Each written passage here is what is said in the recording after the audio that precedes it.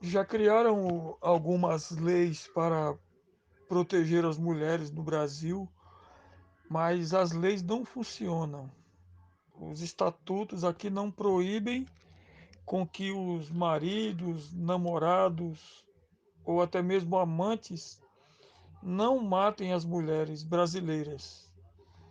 Fizeram a Lei Maria da Penha e traçaram uma lei com o nome feminicídio, mas isso não impediu em nada a ação dos homens de continuarem espancando, abusando e chegando ao limite máximo, que é assassinar as mulheres. E aí, quando nós vamos observar alguém que faz parte desse conjunto de leis que compõem o Brasil, por exemplo, deputados, senadoras, no mais senadoras e deputadas é que vão fazer comentários tendo em vista serem do mesmo gênero.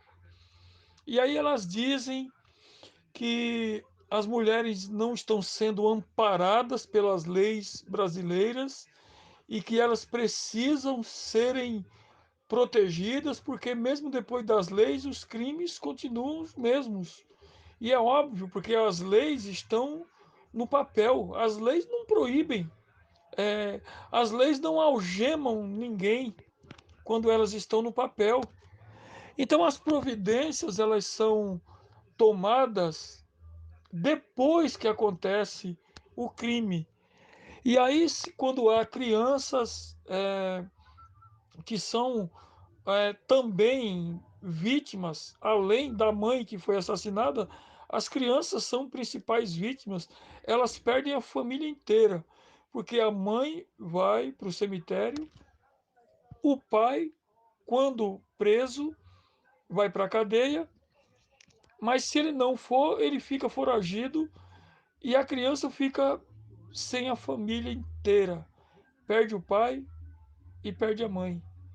O governo se responsabiliza, coloca em uma creche qualquer quando é pequena, no internato quando é um pouco maior, mas sem os devidos cuidados com base na educação, vão crescer pessoas delinquentes em muitos casos, deprimidos, problemáticos, depressivos, desanimados para a vida e sem consolo.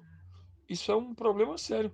Então, a proposta que deveria ser feita deveria ser a proposta da prevenção, porque chega de cuidar dos crimes depois que eles acontecem. Isso não faz sentido. Não adianta um setor da justiça no país desvendar todos os crimes cometidos, mas não conseguir coibir nenhum deles antes que aconteça. Não tem sentido fazer uma investigação máxima, profunda, depois que o crime foi cometido. É preciso se trabalhar com a questão da prevenção.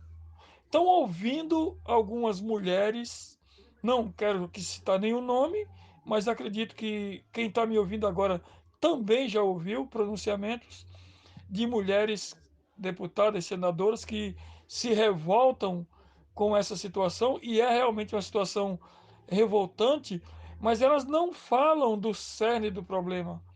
Elas dizem que existe, quando a mulher está sendo ameaçada, casas de apoio, leis que digam que o marido, ou namorado ou amante faz com que eles permaneçam à distância dela, elas ficam reclusas em casas que dão guarida e dão também, em muitos casos, para os filhos, mas isso não resolve o caso. A situação continua a mesma, porque nós não vemos um conselho pastoral, um conselho psicológico, um conselho verdadeiro para que as coisas não aconteçam. Não adianta estarmos remediando tudo aquilo que acontece de mal. O ideal é tomar os devidos cuidados antes que as coisas aconteçam. Então, tem uma solução para isso? Tem. Eu acredito que em conjunto com o verdadeiro evangelho, é claro, e com uma psicologia cristã de aconselhamento, antes que haja o namoro com o malfeitor, o casamento ou qualquer outro tipo de ajuntamento, é preciso que a pessoa tenha consciência daquilo em que ela está se metendo, daquilo que ela está se fazendo.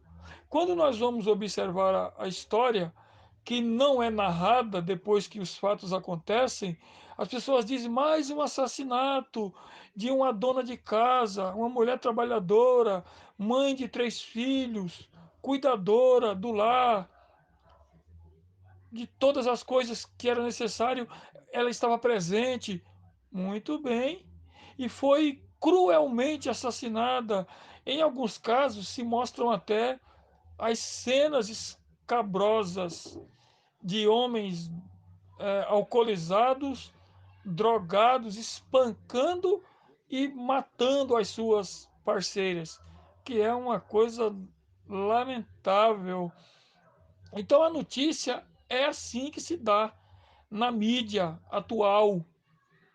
Mas e se nós observássemos um pouco atrás, se nós vasculhássemos um pouco na história, sabe o que você ia descobrir? Você ia ouvir que teve uma família, um pai, uma mãe, um irmão que disse: não se envolva com esse camarada.